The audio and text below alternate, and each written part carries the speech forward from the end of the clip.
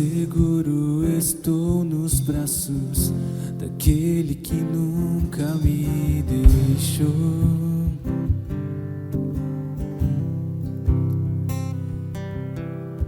Seu amor perfeito sempre esteve repousado em mim.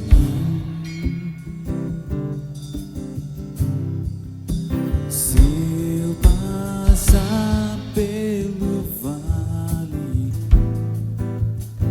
acharei conforto em teu amor, pois eu sei que és aquele que me guarda, me guarda.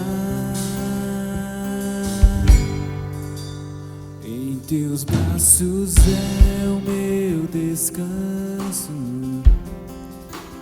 em teus braços é o meu descanso, em teus braços é o meu descanso, em teus braços é o meu descanso.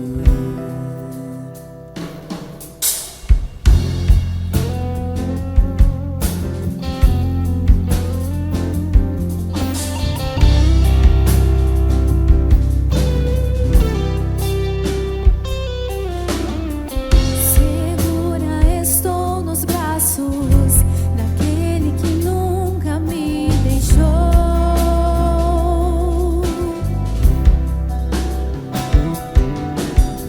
O seu amor perfeito sempre esteve repousado em mim.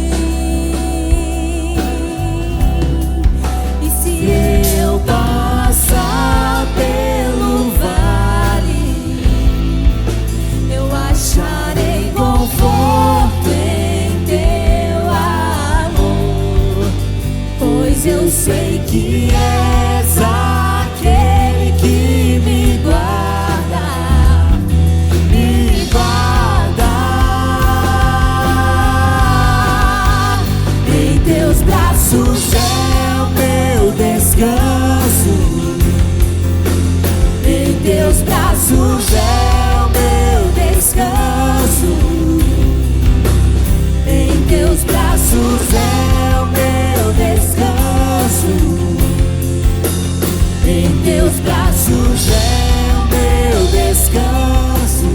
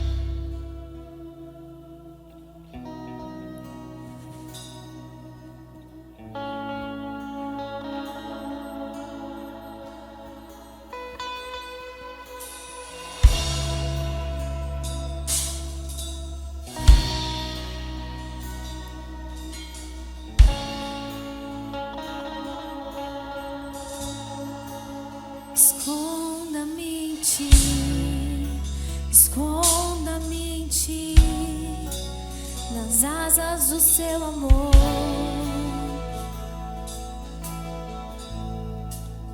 Esconda-me em ti, esconda-me em ti, nas asas do seu amor.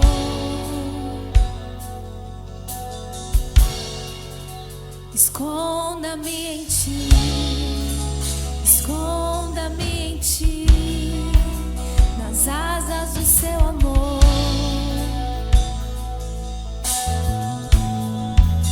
Esconda-me em ti, esconda-me em ti, nas asas do seu amor.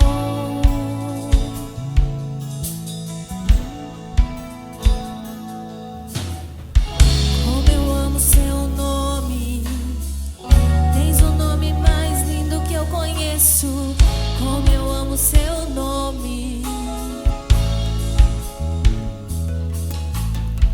Como eu amo seu nome, tens o nome mais lindo que eu conheço. Como eu amo seu nome. Qual é o som de quando Deus desce na terra? Qual é o som?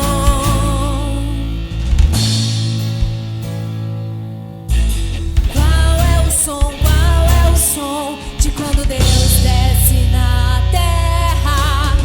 Qual é o som?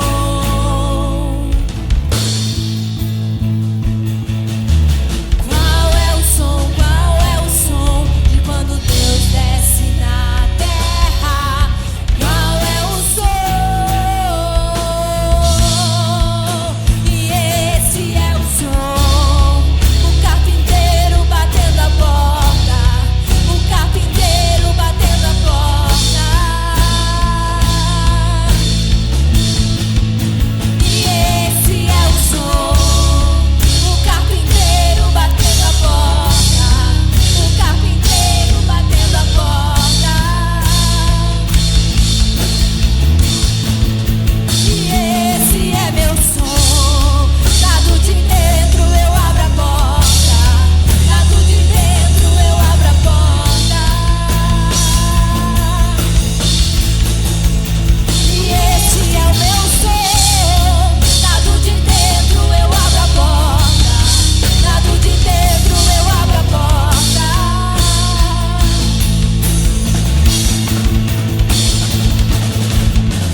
Como eu amo seu nome, tens o nome mais lindo que eu conheço. Como eu amo seu nome. Como eu amo seu nome, tens o nome mais lindo que eu conheço. Como eu amo seu nome.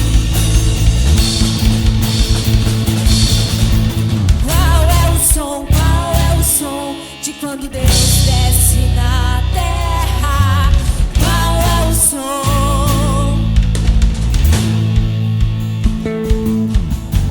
Qual é o som? Qual é o som de quando Deus desce na terra?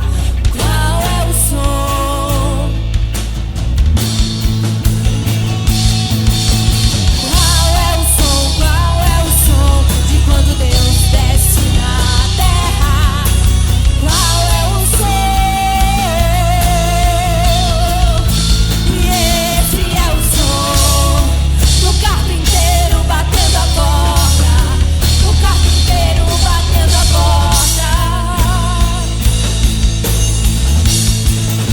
E esse é o som do carpinteiro batendo a porta, do carpinteiro batendo a porta. E esse é o meu som, lado de dentro eu abro a porta, lado de dentro eu abro a porta. Graça e paz, boa noite, meu irmão, minha irmã.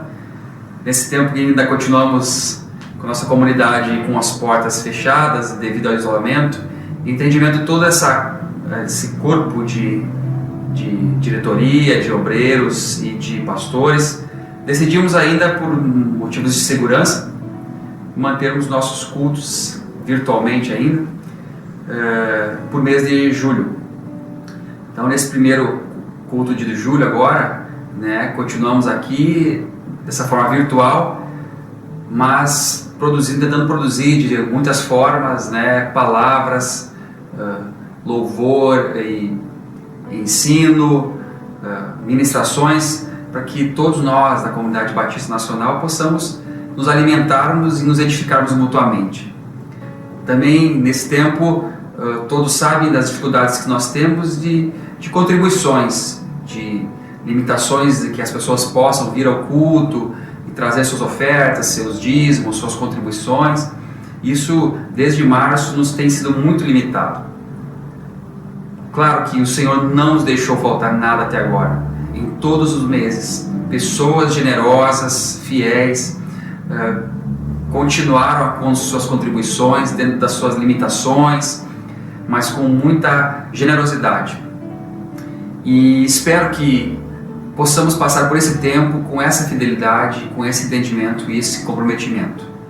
Então, você que me assiste agora, não tem como vir aqui, você pode fazer seu depósito em nossa conta da igreja, você pode nos procurar ou de uma outra forma, passar o seu cartão de crédito, para que você possa continuar nos ajudando a manter essa causa, essa obra, que não vai fechar. Eu creio nisso. Nós não vamos parar com o nosso projeto que Deus colocou nas nossas mãos a fazer nesse tempo difícil. Mesmo que estejamos com um mínimo de contribuições, com dificuldade de pagar nossas contas, nós sabemos que o Senhor é poderoso para realmente manter-nos de pé, mantermos ainda com essa boa causa do Evangelho trabalhando. E você faz parte disso, você é muito importante nisso. Então eu peço a você que é membro dessa igreja, que em todos os tempos tem mantido essa obra generosamente, e eu creio que também tem sido alvo de bênção de Deus, alvo de graça de Deus, de prosperidade do Senhor. Você não seja, vamos dizer assim, mesquinho nisso tudo, mas seja generoso e continue a contribuir com a gente, continue a semear a sua semente financeira nesse projeto aqui. Eu te agradeço porque você é realmente uma pessoa generosa e leal nesses tempos difíceis. Isso é um caráter de Deus formado já. Então, seja generoso, contribua. Muito obrigado por todas as contribuições que você tem feito. Sou muito grato e que Deus continue te abençoando. Amém? Vamos à palavra. Boa noite, graça e paz. Mais um domingo e hoje eu faço uso desse local aqui mais uma vez e a oportunidade que eu tenho de chegar até você, membro dessa comunidade da Igreja Batista Nacional aqui de Cruz Alta, e a todos que possam estar me vendo nesse tempo.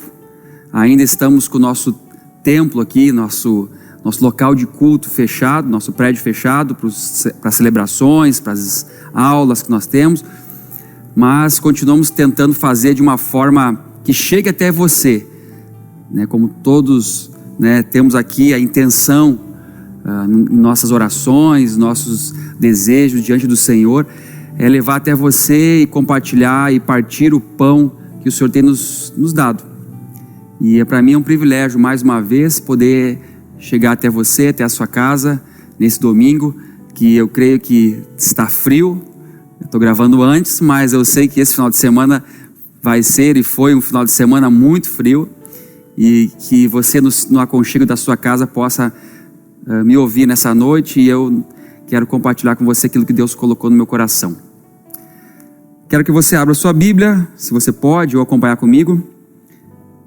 Apenas um versículo, 2 versículos, para a gente ilustrar o que eu quero compartilhar nessa noite.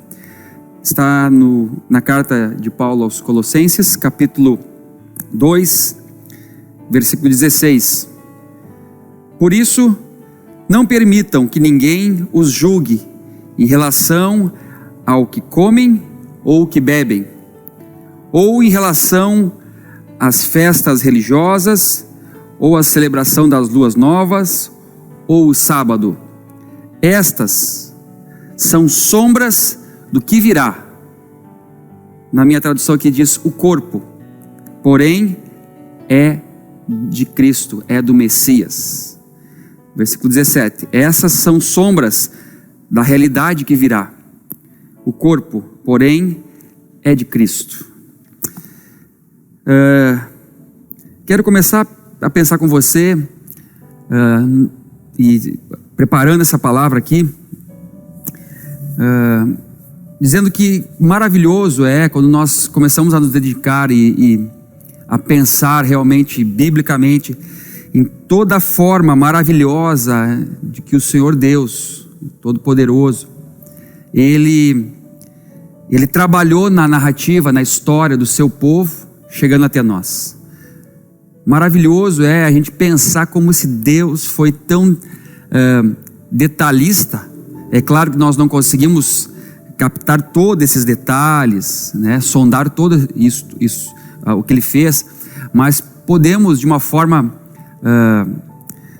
até mais profunda, ou pensar, ou perceber a forma que Ele trabalhou no seu povo, na narrativa do seu povo, em toda a história, né? E da forma pedagógica que Ele desenvolveu entendimentos naquilo que Ele queria comunicar ao seu povo, se revelar ao seu povo. Então, em toda a narrativa bíblica, nós vemos um Deus que se revela de uma forma pedagógica, ilustrativa, para tentar fazer com que o ser humano, nós, seu povo, em cada época pudesse experimentar uma relação com esse sagrado, e também desenvolver um entendimento de como o Deus Todo-Poderoso se revela no seu caráter, no seu amor, no seu plano, no seu projeto, que nos tem como alvo, e através de nós esse projeto continua se desenvolvendo, ou seja, a implantação de um reino celestial na terra. Todas essas formas então que Deus fez, essa maneira de Ele se comunicar e que nós podemos percebê-lo, Ele usou muitos elementos, como eu falei, muitas formas, muitos elementos. Ele usou ritos, Ele usou liturgias, Ele usou ofícios, Ele usou objetos, Ele usou datas, Ele usou estações, Ele usou ambientes, Ele usou lugares, Ele usou mediadores.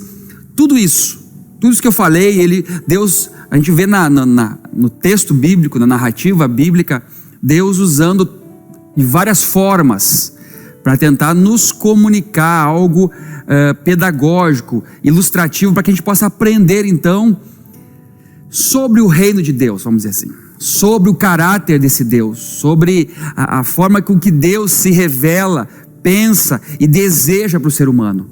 Então a gente vê na Bíblia, né, figuras e tipos, e Ele usou tudo isso. Então, como eu disse, liturgias, lugares, ambientes, dias, mediadores, né? Por isso que eu ilustro apenas com alguns exemplos. Quando Deus pega assim, olha, profeta, desce até a casa do oleiro e vê lá como ele trabalha. Ou seja, Deus usou um ofício, um homem, um objeto, para Deus ilustrar: assim você é o meu povo nas minhas mãos. Então Deus usou isso para ilustrar, né? Deus usa de formas assim,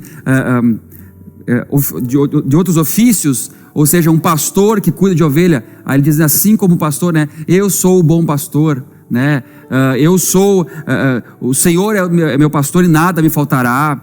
Então Deus, na sua sabedoria, na sua forma de nos ensinar, Ele vai permitindo que a gente perceba as coisas e nos ilustrando a forma do seu trabalho, do seu caráter, até chegar nos objetivos daquilo que Ele quer comunicar. Deus usou de várias formas. Então, esse mistério de perceber as coisas transcendentais,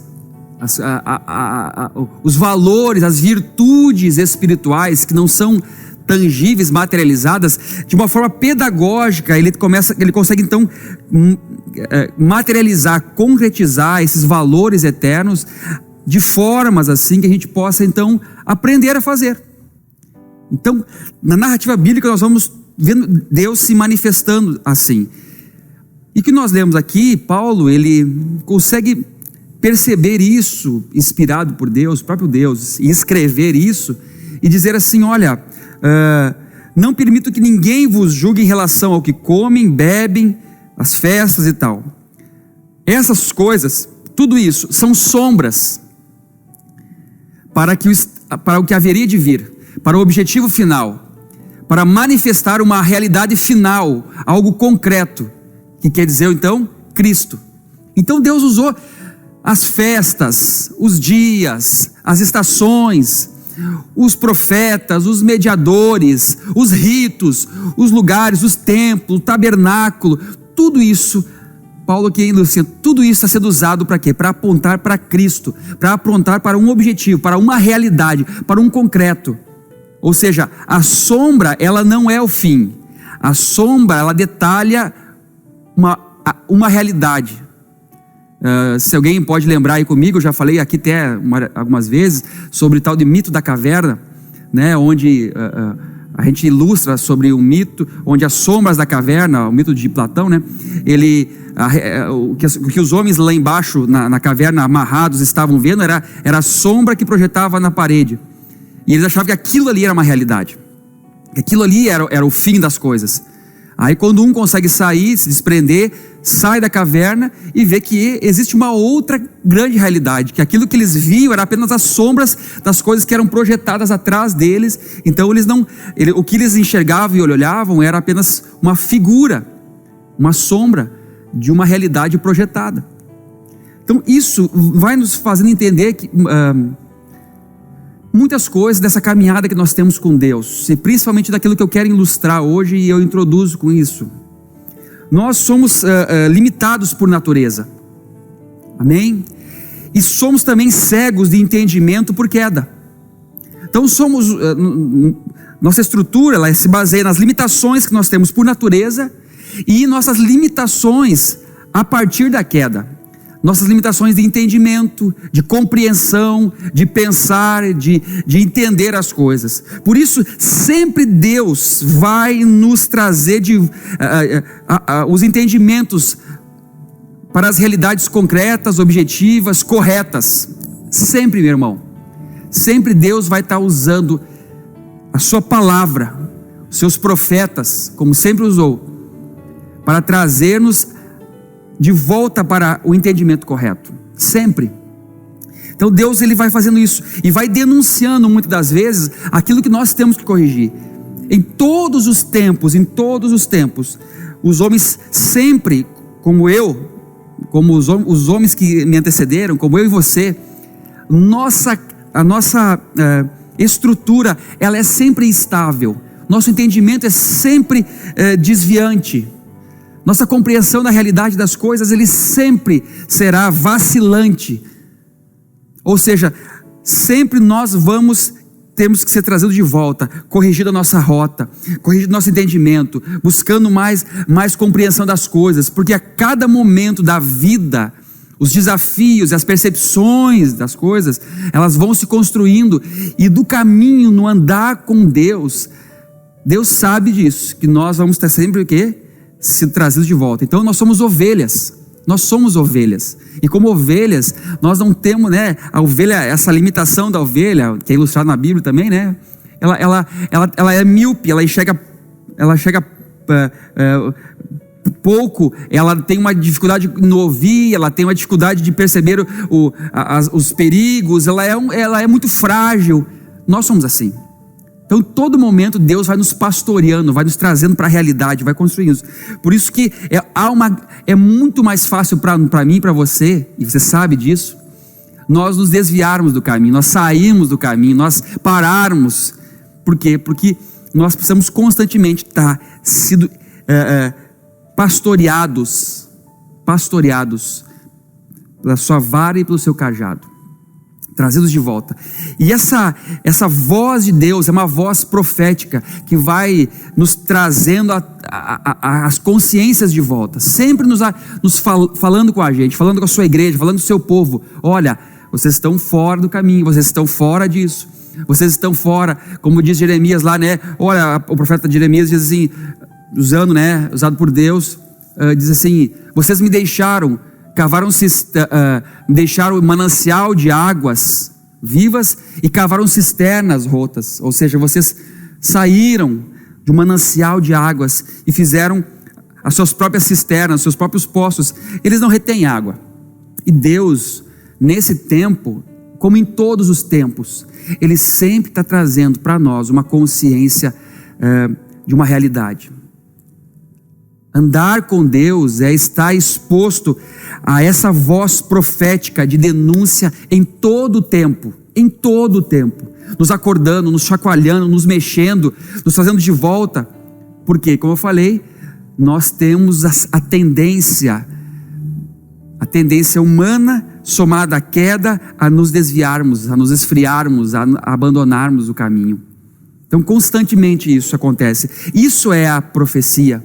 Isso é a voz profética em todos os tempos.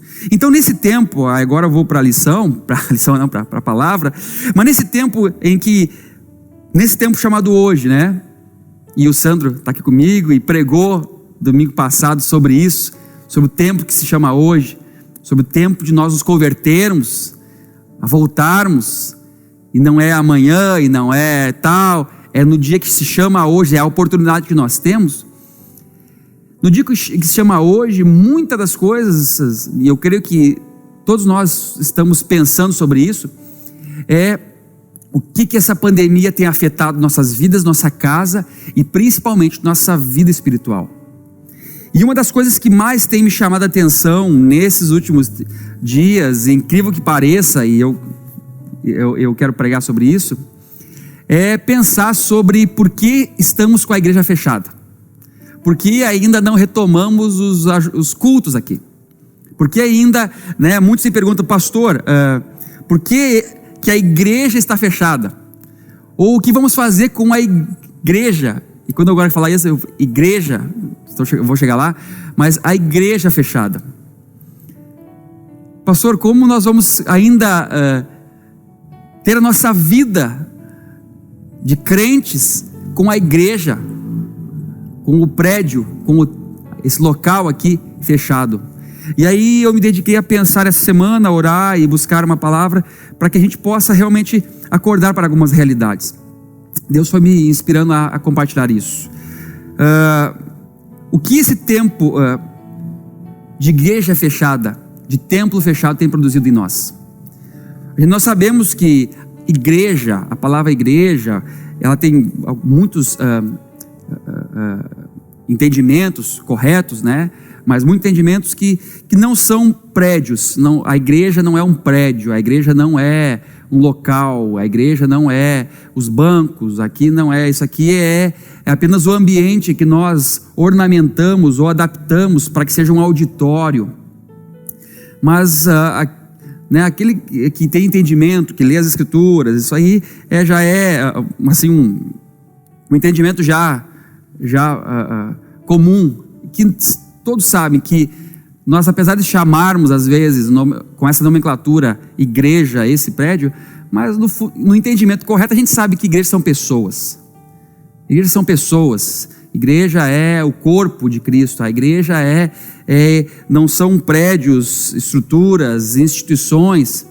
A igreja é essa eclésia, essa assembleia dos crentes, dos salvos, que aonde estão reunidos, ali está a igreja. Nós sabemos disso. Mas como a tradição também nominou os lugares como igreja, e ao longo da história isso foi se construindo, nós então começamos a pensar sobre, nesse tempo, por quanto essa igreja instituição depende do corpo igreja, do organismo, e quanto uma e outra elas podem caminhar juntas quando tem o entendimento correto, ou quando não se tem o entendimento correto, quando a instituição pode não servir mais ao corpo. E nesse tempo agora de estarmos com o templo fechado, mas a igreja está viva e aberta ainda, continua. E nesses dias eu comecei a pensar, por que eu ilustrei tudo isso e trouxe essa forma? Porque aí comecei a pensar, o que falta nos faz o culto então? O que falta nos faz, tem feito nesse tempo de pandemia, nós virmos a esse local e cultuarmos aqui juntos? E eu comecei a pensar sobre mim, sobre a minha vida, apesar de mais de 20 anos eu já participar desses ajuntamentos, dessas reuniões, desses cultos, que essa instituição chamada igreja, que serve ao corpo, a igreja universal e mística, que é o corpo de Cristo na terra, o que esse tempo me fez pensar, ou se isso aqui está me fazendo falta. Porque uma coisa assim, a gente pode entender que isso aqui realmente, meu irmão, é um instrumento de Deus, é um meio de Deus, é um meio pedagógico de Deus. E por isso que eu ilustrei no começo da mensagem, e espero que você esteja comigo acompanhando, é que da mesma forma que Deus fez templos, tabernáculos, dias, lugares, formas, meios, mediadores, para que a finalidade de edificação do corpo, do povo de Deus, a edificação em Cristo chegasse a uma plenitude, a um entendimento, a uma maturidade, ainda assim, hoje, eu creio que essa instituição chamada CBN, Comunidade Batista Nacional, ela pode ser, ela deveria ser, ou nós temos trabalhado para que seja,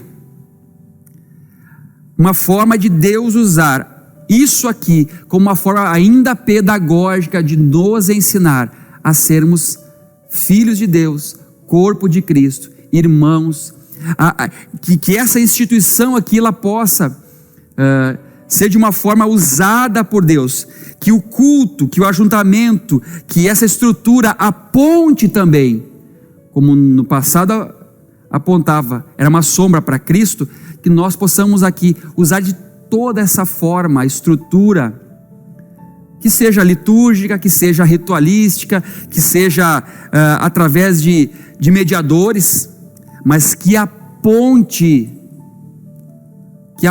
para Cristo. E aí eu comecei a pensar, então o culto realmente faz falta para a gente. E o que um ajuntamento, um culto aqui pode produzir? E aí eu coloquei algumas coisas. Primeiro, um culto, uma reunião como essa que nós não podemos fazer nesse tempo aqui, ou entendemos que ainda não é seguro para a nossa comunidade fazermos, mas que os cultos, o que eles podem nos ajudar? Produzir em nós como filhos de Deus. Primeiro, salvação, ensino, edificação espiritual, ou seja, um capital espiritual para um homem espiritual ser desenvolvido. O culto é importante, pastor? É muito importante. O culto, o ajuntamento é importante quando se produz edificação, adoração, salvação, gratidão. Sinto falta do culto? Sinto, porque isso em muitos que eu participei com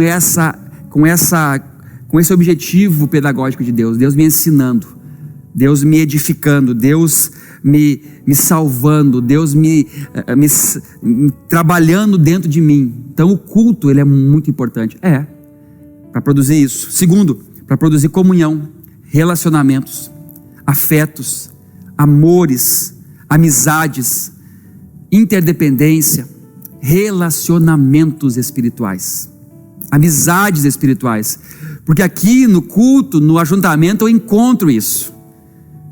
Por isso que eu sinto falta, por vir aqui e está esse lugar lotado. Eu sinto falta, porque aqui eu me edifico, aqui eu adoro, aqui eu sou grato, aqui eu declaro a minha gratidão ao Senhor, aqui o Senhor me enche, aqui o Senhor me faz eu aprender relacionamentos, a amar os meus irmãos, perdoar, entender. os outros. Foi aqui que Deus, nos locais como esse aqui, que Deus me ensinou a me relacionar, a me polir, a me trabalhar nos relacionamentos. O culto é muito importante.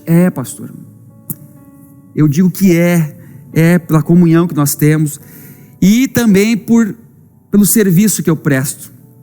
Ou seja, o culto, o ajuntamento, a igreja, a comunidade reunida nesse lugar, ela produz serviço ao reino de Deus. Ou seja, a diaconia que acontece, as vocações, os dons exercidos, a ajuda, o apoio, é quando nós, a partir do que Deus fez em nós fizemos pelos outros, a diaconia, o serviço. Por isso que isso que eu falei está baseado lá em Atos capítulo 2, verso 42, que diz assim, que então os primeiros discípulos, eles perseveravam na doutrina dos apóstolos, na comunhão, no partir do pão e nas orações. Ou seja, no ensino, na edificação, na comunhão, nos relacionamentos, no partir, no serviço, no ajudar o outro e nas orações. Por isso, meu irmão, tudo isso, quando é apontado para Cristo, e aí que nós vamos dizer, quando é apontado para o objetivo, para o final de tudo isso, que é Cristo, seja dias, locais, templos, ritos, músicas, pregações, teatros, ensino, abraços, serviço, quando aponta para Cristo, isso é muito edificante. Isso é edificante. Mas, então, quando a igreja fecha, quando a igreja, o templo fecha, como tudo isso fica? Como a minha vida, como o meu culto, a minha adoração, o meu louvor, a minha santidade, o meu ensino fica? Como então eu fico? Como que eu vou me edificar agora se eu não tenho esse lugar aqui, que por anos eu entendi que aqui é o local de tudo isso? Como ficam os nossos relacionamentos quando nossos ajuntamentos são impedidos? Como eu me relaciono com os meus irmãos? Como que eu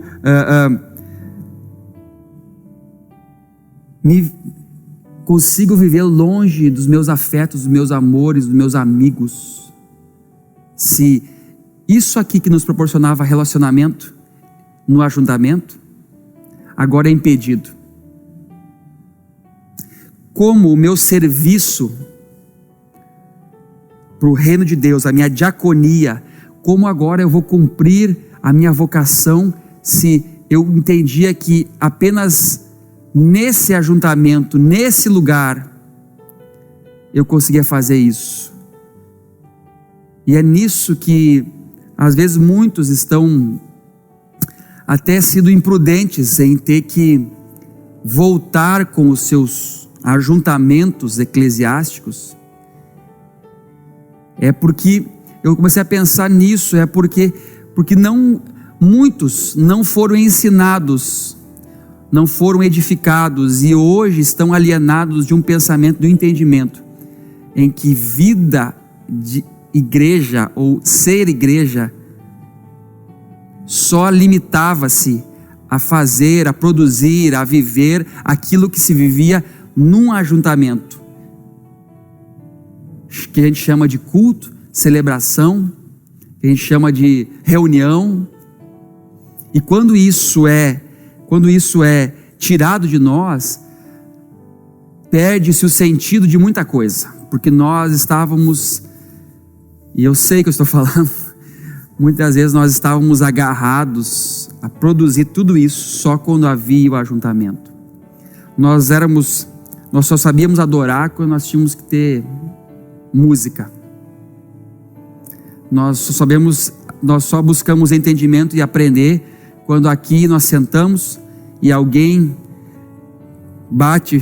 morre um alimento, muitas das vezes, e faz uma papinha bem docinha e dá para você. E agora você não tem mais ninguém te dando na boca. Não tem ninguém mais tocando música para você ter que adorar a Deus. Não há mais o comprometimento de ter que vir aqui e vindo aqui, ter que encontrar um irmão, tendo que encontrar outro irmão que você não queria, e agora você o quê? Eu creio, e eu ouvi do apóstolo Luiz Hermínio uma palavra interessante, assim, um flash, assim, na semana retrasada, eu falei assim, interessante que ele fala, e é um grande profeta de Deus, ele fala assim, que o isolamento social, ele apenas legitimou os afastamentos que às vezes nós já tínhamos como igreja. Às vezes ele só legitimou e arrumou uma coisa que nós já estávamos afastados. E aquilo foi uma denúncia, foi uma voz profética, foi Deus falando comigo. Realmente, Jonathan, será que todas as pessoas que estão num auditório, elas querem se relacionar? Isso é comunhão? Ou é apenas assim, eu vir ao culto, consumir e voltar para minha casa? Eu vim aqui porque eu tenho que vir, eu tive que ir lá porque eu não queria estar lá, mas eu fui. E às vezes esse distanciamento social apenas legitimou algo que já estava esfriado, desconstruído em nossas vidas. E para muitos que sentam nos auditórios das igrejas, vamos dizer assim, hoje, sentam isolados uns dos outros. Vêm, entram e saem isolados. Eles sempre estiveram isolados, sempre estiveram afastados. Mesmo num auditório com 50, 70, 100, 1000 pessoas. Essas pessoas não vão sentir falta de ajuntamento. É claro. Elas não vão sentir falta de comunhão, porque elas sempre estiveram isoladas. E outra, será que a falta de culto, de ajuntamento também não manifestou que todo o nosso serviço e diaconia, trabalho na própria igreja, ela só tinha efeito porque nós queríamos nos completarmos com aqueles que estavam nos assistindo, nos vendo? Por isso que eu anotei algumas coisas aqui. Então, cadê o cumprimento das vocações, dos chamados, de muitos que eu conheço? Cadê os pastores hoje? Eles não são pastores mais porque não tem plateia, ou eles precisam ter plateia para ser pastores? Cadê os músicos sem auditório? Cadê os músicos, os levitas, os cantores, os musicistas que não tem mais um público para assisti-los, para cantar as músicas que eles tocam? Cadê eles? Será que eles continuam cantando? Cadê os mestres? É por falta de aluno que não existem mais mestres? É por falta de não ter mais uma instituição que os administradores não conseguem mais administrar? É por falta de pessoas que não existem mais conselheiros, não existem mais obreiros, não existem mais evangelistas? Cadê? Cadê os vocacionados? Nesse tempo que não tem como abrir a instituição.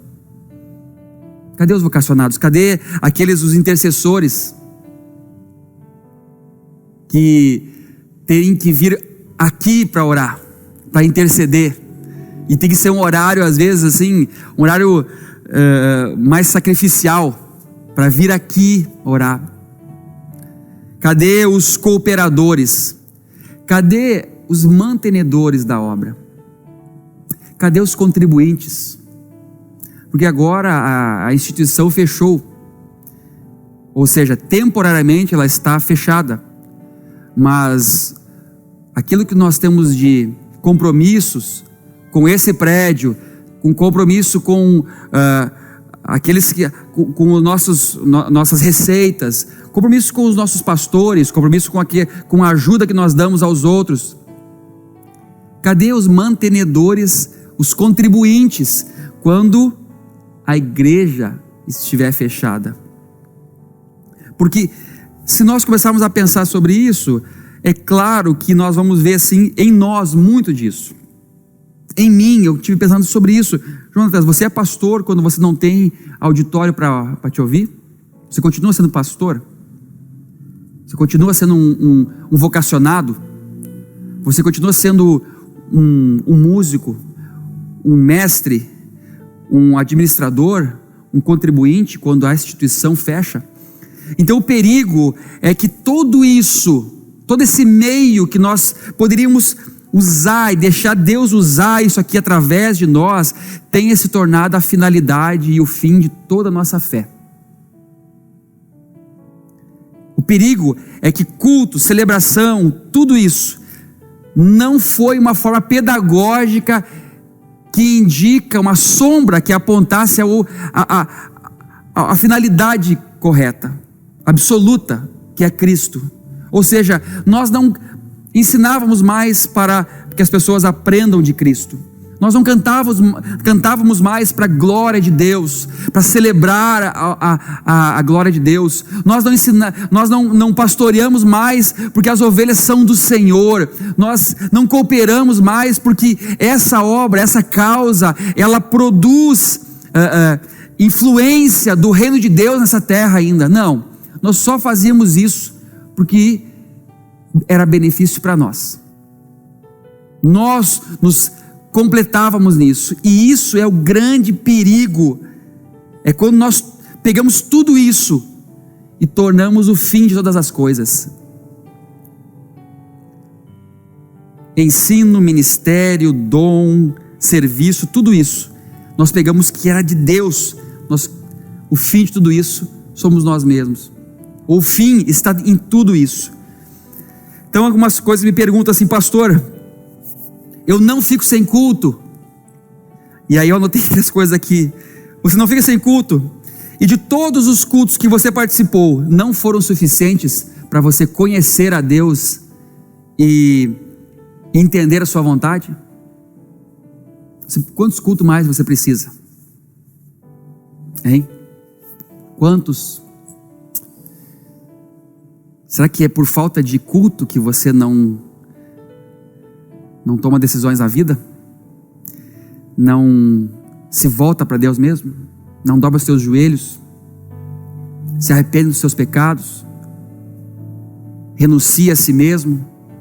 Toma a cruz e segue a Jesus? É por falta de culto? Ou você não vive esse culto porque ainda você não teve ainda esse encontro com Jesus? Pastor, eu não fico sem culto. Se a sua vida com Deus precisasse de culto, então, como ela seria? Se você dependesse então de adorar a Deus, aprender de Deus, exercer a sua vocação, depende de culto, meu irmão? Será que a obra, o reino de Deus, resume-se a ajuntamentos, a celebrações, domingo de noite aqui, ou o que seja o dia? Será que você precisa de um dia, de uma hora, de pessoas, de palco, de estrutura, de microfone, de tudo isso aqui para cultuar a Deus? Precisa? E é isso que eu comecei a pensar nesses dias. Como você viveria, como eu viveria, como nós veríamos, se a partir de hoje baixasse uma lei e dissesse assim: não pode mais haver reuniões religiosas de cunho cristão na face da terra? Aconteceu isso já. Isso já aconteceu. Isso já aconteceu. Aconteceu no Antigo Testamento. Nós vemos quando lá os imperadores decretavam: olha, não pode se adorar o Deus de Israel. E os homens de Deus sacrificavam a vida e botavam a vida em risco, mas adoravam a Deus. Aconteceu na igreja primitiva, aconteceu na igreja medieval, onde os verdadeiros adoradores, eles não deixavam de cultuar, de viver as suas vidas de Deus, mesmo com todos os impeditivos. Na igreja primitiva sofria os ataques do imperador romano, dos imperadores romanos que não permitiam que os cristãos se reunissem. O que eles faziam? Eles se reuniam com suas famílias, pequenos grupos, lugares escondidos, botando a sua vida em risco, mas eles lá tinham o fervor de entender que aquilo que eles faziam era com uma piedade tremenda, fervorosa, mesmo que fossem impedidos. Por isso que quando nós pensamos agora, o que está nos impedindo de fazer culto? É uma epidemia.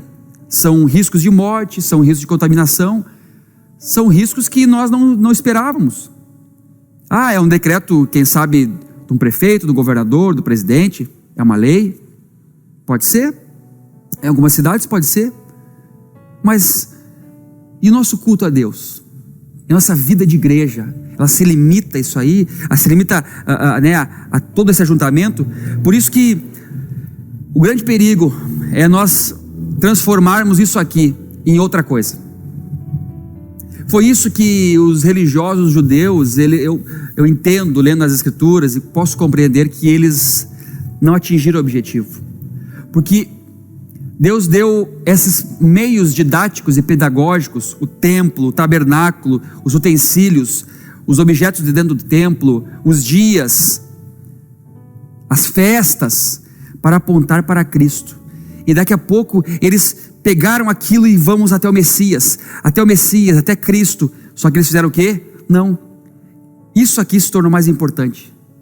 E quando o Messias se manifestou, eles estavam agarrados aos templos, aos ritos, às leis, às normas, ao ponto de Jesus chegar num dia e quebrar tudo do templo. Na esplanada do templo, ele quebrou tudo. E ele diz assim: vocês transformaram a casa de oração, o objetivo era esse, era encontrar com Deus aqui, e vocês pegaram um meio de encontrar-se com Deus e transformaram isso aqui num covil de ladrões e salteadores.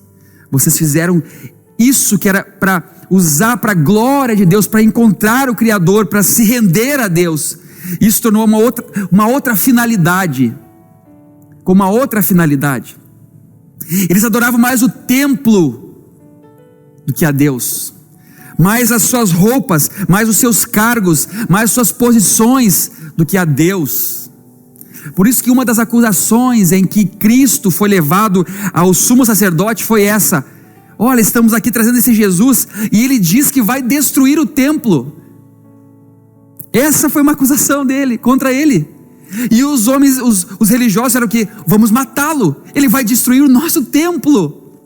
O Messias, que eles tanto esperavam, agora não era mais o objetivo final de tudo isso. Por isso que Paulo, quando traz de Colossenses isso, ele diz assim: olha, tudo isso, não permitam que ninguém julgue vocês, ou seja, ninguém coloque vocês esse julgo, esse juízo, esse fardo, para vocês guardarem e comerem as coisas, guardarem os dias e tal e tal. Essas coisas apenas são sombras, são meios de levar ao entendimento maior, absoluto, concreto, que é Cristo, o Messias, onde todas as coisas convergem.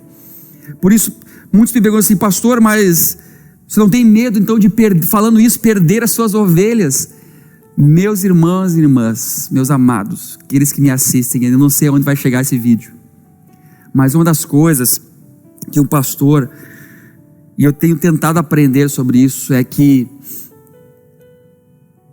as ovelhas, elas ouvem a voz do pastor e a seguem. Por isso que quando eu compartilho isso, eu compartilho com as minhas ovelhas. E se você que não é a minha ovelha, porque não me ouve, não me entende, não ouve a mim e todo o nosso corpo de pastores que pensamos dessa forma, nós queremos dizer a você, meu irmão, ovelha nossa, que a nossa vida com Deus, a sua vida com Deus, não depende de um ajuntamento, de uma celebração, de um culto, num dia de domingo. Nossa vida de igreja é muito, transcende isso tudo. Tudo isso aqui é um meio. Por isso que você pode pensar assim: pastor, mas as ovelhas não vão se enfraquecer, não, porque o sumo pastor, ele pastoreia nossas vidas. Em primeiro lugar, o Senhor é nosso pastor, nada vai nos faltar. Não é por falta de culto que ovelhas do Senhor, e eu me incluo nisso, se desviam, porque nós ouvimos a voz dele, nós recebemos alimento dele. Nós não somos limitados a receber nenhum alimento, nenhuma revelação, nenhuma palavra de Deus por meio de uma instituição. Deus não se limitaria nunca, e nunca se limitou a homens ou a instituições ou a dias ou a algo que for, para ele falar e pastorear o seu povo, a quem ele ama e resgatou. Então por isso que eu penso assim, isso aqui é o meio. Se nós não tivermos esse meio, o Senhor estará nos alimentando. Eu não consigo viver sem culto. É porque você não conhece a Deus. Você não conhece o Senhor. Não há mais nenhum outro caminho ou mediador. Nós temos acesso livre em Cristo Jesus a Deus, e o seu Espírito testifica dentro de nós. A sua palavra é viva dentro de nós. Basta nós abrirmos as Escrituras. Por isso que tem muitos pastores ali assim, ó, se batendo. Por quê? Porque eles não entenderam também, e ainda ficam alimentando as suas ditas ovelhas, membros das suas comunidades, com essa dependência, essa elucupletação em que nós temos que vir ao culto, que o culto é importante como meio, mas quando nós não temos, ele não nos impede de termos uma vida de adoração, de santidade, de vocação, de relacionamento, de afeto, de amor com ninguém, nem com Deus, nem com os homens. Por isso que esse tempo é um tempo de nós acordarmos para isso, porque os cultos, e eu vou me demorar um pouquinho, e está gravado, você pode parar e continuar. Muitos de nós temos o entendimento que hoje um culto, um ajuntamento, a igreja contemporânea de hoje pensa que culto e esses ajuntamentos, eles se tornaram assim, muito mais saltos para uma outra realidade de vida, do que nós entendemos que um culto, um ajuntamento é nós vivermos o dia a dia da vida. Ou seja, a minha vida está tão ruim, eu não consigo mais viver com a minha própria vida, eu preciso dar um salto para uma outra realidade. Então eu tenho que ir para um culto, eu tenho que ir para uma reunião, porque a minha vida, eu sei que muitos estão assim, eu sei, e eu já fui um desses que realmente busquei em tudo isso, eu sei, e chegar num culto, num ajuntamento, onde o Senhor está ministrando e no meio do seu povo, é realmente um encontro com uma realidade divina, pode ser, mas quando nós dependemos disso, o risco e o perigo é que nós começamos então a dar esses saltos sempre fora para uma outra realidade. Eu vivo uma vida medíocre, miserável, mas eu preciso ir ao culto, eu preciso da reunião, eu preciso no domingo, eu preciso no retiro, eu preciso lá no tal, fazer o tal encontro, eu preciso fazer lá o tal seminário, eu preciso fazer tal imersão, eu preciso fazer tal isso, porque aí é o que? Eu tenho que dar agora, eu tenho que pegar algo mais forte. Isso são sinais, são sinais de uma pessoa adicta. O adicto, ele tem isso, ele sempre precisa uma dose mais forte, de uma experiência, de uma sensação mais forte, para ele dar sentido de novo àquilo. E eu fico pensando assim, meu Deus, como nós estamos sempre buscando algo, com experiências, com cartazes, com sensações mais epidérmicas possíveis, mais fora da realidade. E aonde nós vamos chegar com essa mentalidade cristã de hoje? Onde que Cristo está tudo nisso? Aonde que está o Evangelho em tudo isso? Um lugar que eu tenho que sempre estar. O Espírito Santo, ele não é mais poderoso dentro de mim, não por mim, mas pelo poder que ele tem de testificar no meu coração que eu sou filho de Deus, que descanso não é um dia, não é o Shabat, mas é uma realidade de espírito, é descansar no Senhor, é conhecer o Cristo, é conhecer o meu Senhor, e eu preciso sempre tendo que estar me reafirmando sobre a fé que eu digo que tenho, e a cada momento eu tenho que estar reconstruindo uma fé que nunca se constrói, um lugar que eu nunca chego. Por isso que os cultos, os ajuntamentos, eles se tornaram muito mais terapêuticos do que realmente nós estarmos aqui, partirmos o pão e celebrarmos uma vida que nós já encontramos, uma realidade na qual nós chegamos. Mas você pode pensar assim, pastor, mas eu tenho muito a aprender, eu tenho muito a conhecer a Deus. Eu também. Eu também, porque é um caminho, é um processo. Mas limitar o conhecimento e a vida e a experiência com Deus a partir desses ajuntamentos nos torna cativos, nos torna escravos, servos de estruturas religiosas com tempo, dia, espaço, mediadores. Isso no Evangelho não existe, meu irmão. Não existe mais.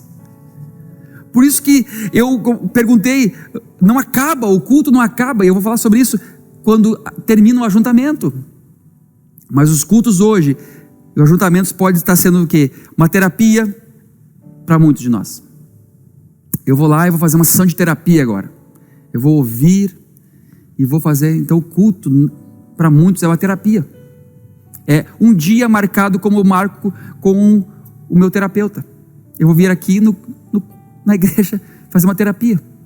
O culto aqui é um entretenimento. Eu não tenho mais nada o que fazer no domingo de noite. É o meu entretenimento. Eu vou lá porque é legal.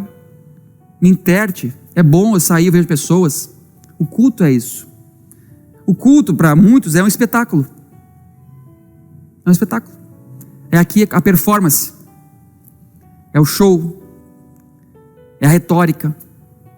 É quanto eu vou me apresentar bem. É quanto vai ter de elogios, de curtidas, de retornos para mim. Porque eu fiz uma coisa maravilhosa, a performance maravilhosa. Eu fui intocável, impecável no que eu cantei, preguei, falei, ensinei, vivi. Quando nós entendemos que culto só se resume a isso, muitos pensam que culto é comércio. Não, eu vou lá porque eu vou tirar de Deus hoje o que eu vim buscar. Eu vim lá buscar minha bênção, eu vim buscar minha vitória, e a minha vitória, eu não saio daqui sem minha vitória, você não sai daqui sem isso. O que tem que fazer para mim sair daqui com essa vitória? E aqui, na frente do auditório, aqui onde eu estou, aqui se fala as promessas comerciais de todos os tipos e garantias em nome de Deus, de tudo isso. Culto para muitos é isso, é vir aqui consumir, comércio.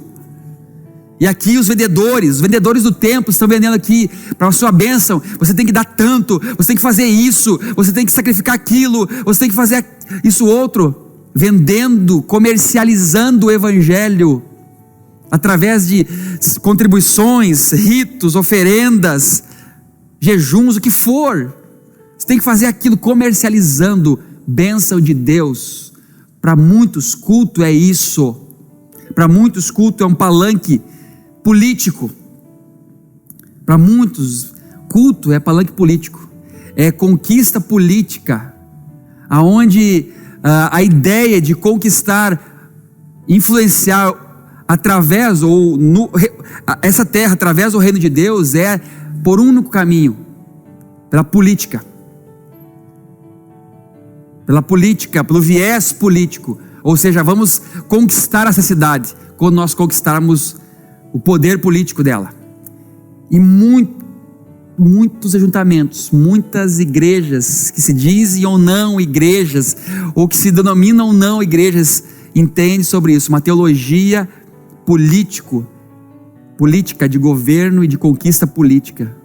Por isso que às vezes muitos sentem falta disso, porque eles querem isso. Quando você prega o evangelho, a palavra de Deus, não é tão apetitoso.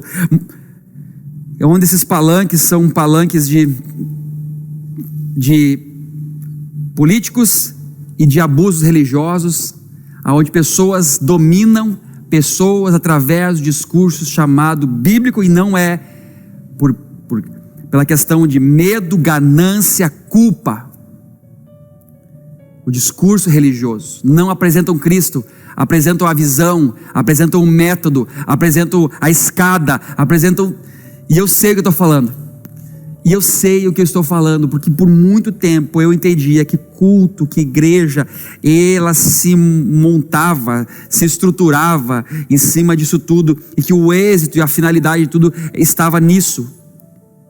e nunca chegava e apontava a maturidade, a libertação, a liberdade, o descanso em Cristo Jesus, que excede todo e total entendimento que está no Evangelho.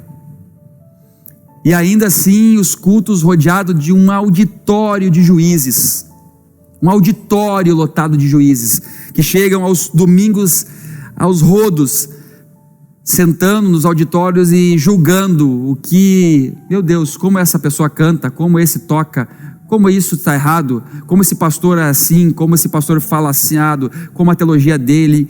E aí é um auditório de juízes. Para muitos, culto, infelizmente, se tornou isso. E as pessoas não têm noção de que isso está se formando. Por isso, tenho que me encaminhar para o final e dizer o quê? Que a igreja, então, essa instituição, ela tem que se construir e se fortalecer no entendimento em que ela é o meio para servir o corpo de Cristo, a igreja mística. Nós estamos aqui pregando, falando, o Santo está comigo aqui gravando, nós estamos preparando esse lugar, nesse tempo, ajudando isso aqui tudo. Isso aqui não, a minha pregação não é a finalidade dessa igreja. O que eu estou tentando aqui é de uma melhor forma, eu, o Sandro, os líderes dessa comunidade, os líderes de jovens, líderes de adolescentes, o que for que ajuda aqui. Nós temos que entender isso, minha ovelha, nessa noite, igreja do Senhor. É que nós temos que gerar uma comunidade, uma instituição que sirva como meio pedagógico para atingir o objetivo que é Cristo. É servir o corpo desse Cristo. É servir uns aos outros. E quando nós servimos apenas a instituição, corremos o risco de levantar essa instituição como um ídolo. Esse método como um ídolo. Esse meio como um ídolo.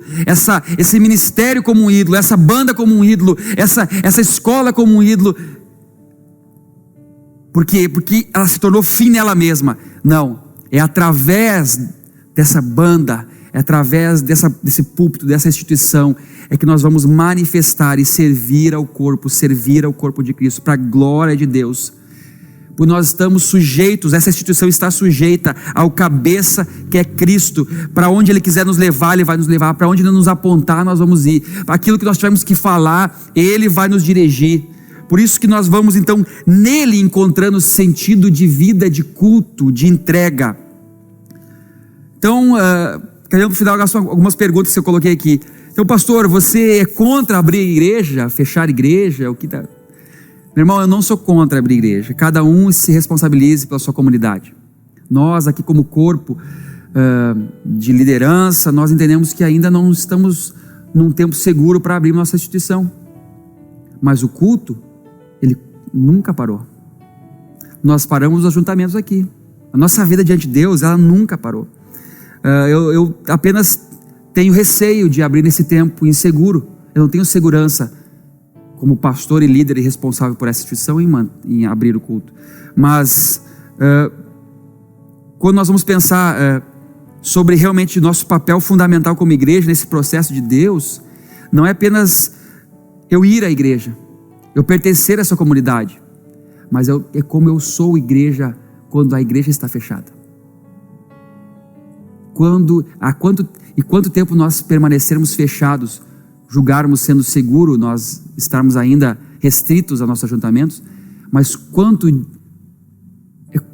ainda a igreja nós somos e cultuamos a Deus. Ou seja, será que Deus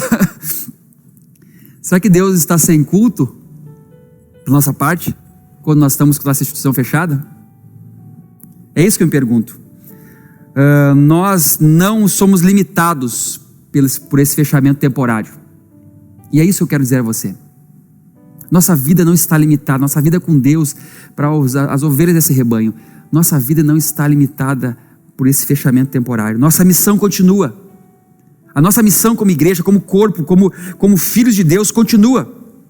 Por isso, você que pastoreia a sua casa. Pastoreie sua casa. Você que aconselhe seus filhos. Você que ore por seus colegas de trabalho, por seus vizinhos. Você que cante para os seus familiares. Adore a Deus, pegue os seus instrumentos, cante. Você que prega, pregue para a sua família. Não precisa, vocês, agora eu não tenho mais para quem ensinar, porque não tenho mais auditório. Com certeza, você tem muitas pessoas em volta de você que você precisa ensinar, meu irmão. Você tem muitas pessoas que aqui você se limita em orar, em interceder, mas na sua casa há muitas pessoas que precisam de oração. Muitas pessoas. Você não pode aqui ajudar de alguma forma, que você gostava muito de ajudar aqui a comunidade, na portaria, limpando, ajudando, servindo aqui, mas tem muitos outros lugares para você ajudar. Muitos. Por isso que Jesus fala assim: olha, estive preso, não foi me visitar, estive doente, não foi me ver, estive com fome, não me deste de comer. É nisso que ele estava se revelando. Não é no templo que os religiosos manifestavam culto naquela realidade. Era na ajuda ao próximo, naquilo que Deus dava para eles e eles compartilhavam com o outro. Por isso que um dos termos chamado igreja, o termo original, uma das coisas que quer dizer também é chamados para fora. Chamados para fora. Se nós somos realmente uma igreja que cultua a Deus, nós somos uma igreja que somos chamados para fora. Mesmo que o prédio esteja fechado, né? Deus quer realmente usar a sua igreja e continuar usando a sua igreja. Essa comunidade, ela tem que continuar sendo usada por Deus, mesmo que não tenha o culto aqui domingo, as escolas de terças, o que for. Nós temos que continuar sendo usados. Isso é realmente um efeito que Deus, através disso aqui, nos ensinou e mudou nossa mente. E agora nós entendemos o nosso propósito. Sermos sal dentro do saleiro não salga nada. Nós somos sal na carne, nós somos sal fora. Nós salgamos ser luz na luz não é nada, é luz nas trevas, é chamados para fora. Eu creio realmente que Deus nesse tempo quer nos ensinar isso. Quer nos ensinar isso. Quer nos fazer então irmos para fora, fazermos cultos que nós nunca fizemos. Já pensou sobre isso? Vamos fazer um culto no qual nós nunca fizemos. E esse culto, essa entrega, ela não vai ser uma pregação. Vai ser uma palavra de conselho, de uma roda de família. Não vai ser uma música que nós cantamos aqui. Vai ser uma poesia que Deus vai nos inspirar.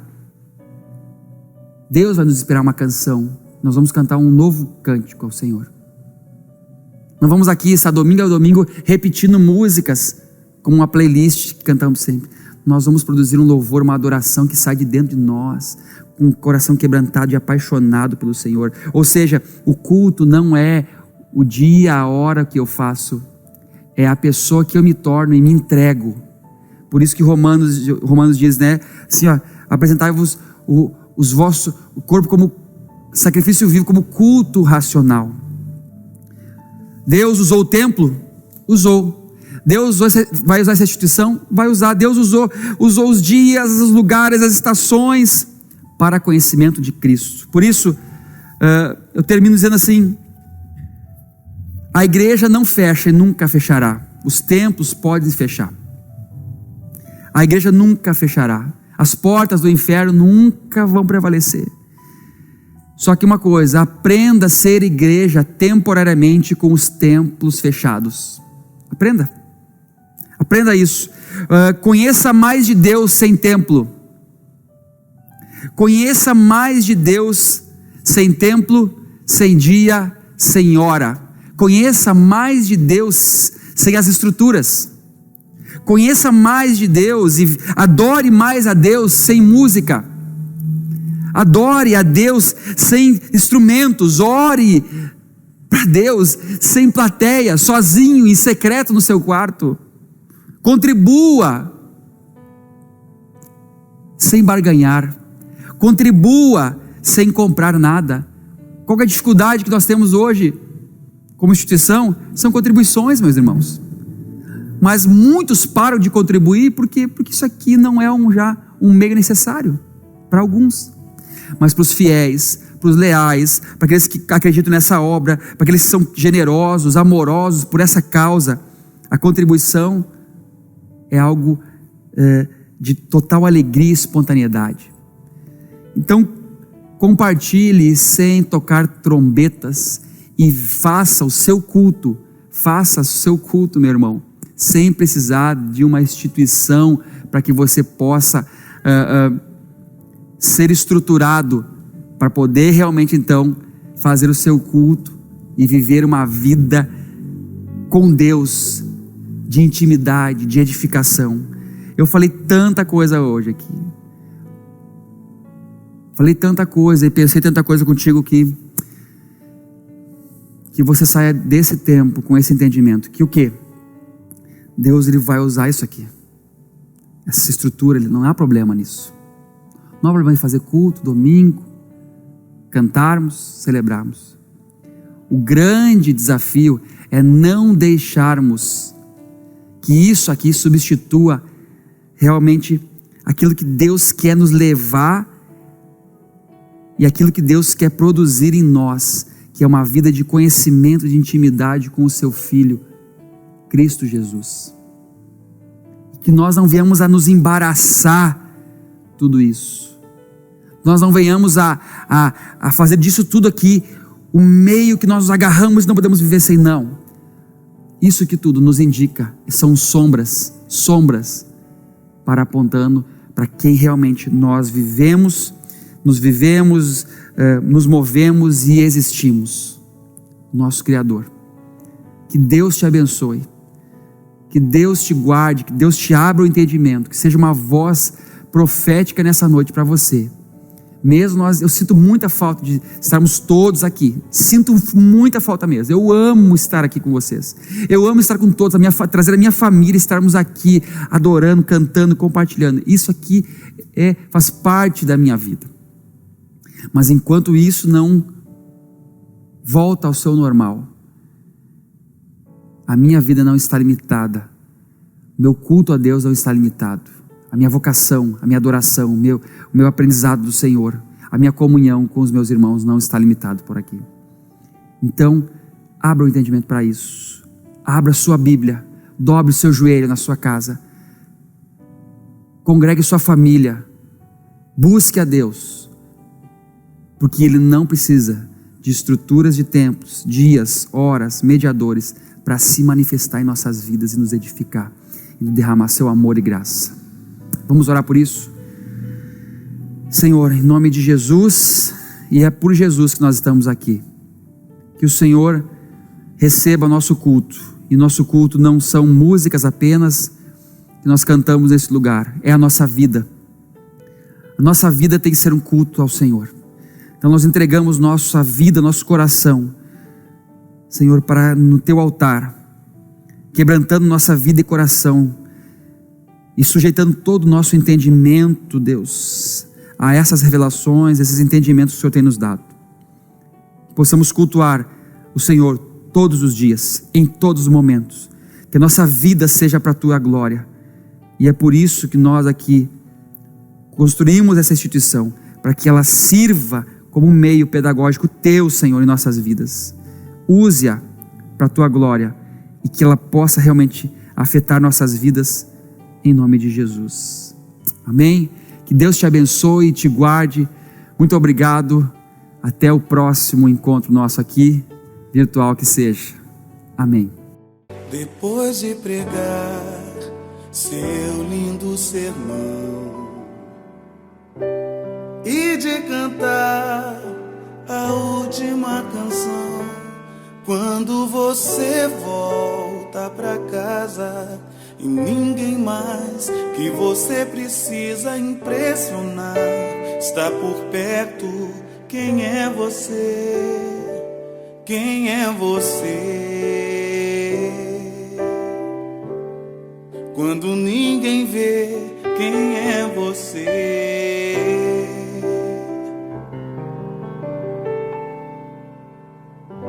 Só você mesmo pode responder. Por trás da aparência, onde só Deus vê, bem no seu íntimo sombrio, sufocado e trancado a 7 chaves, maquiando teu vazio. Deus e o travesseiro sabem quem é você. Quando ninguém vê, quem é você? Quem é você? Quem é você? Longe do altar, o que Deus vai ver quando te sondar? Quem é você? Além de um domingo, depois das luzes, do discurso e da máscara. Quem é você? Quando ninguém vê, quem é você?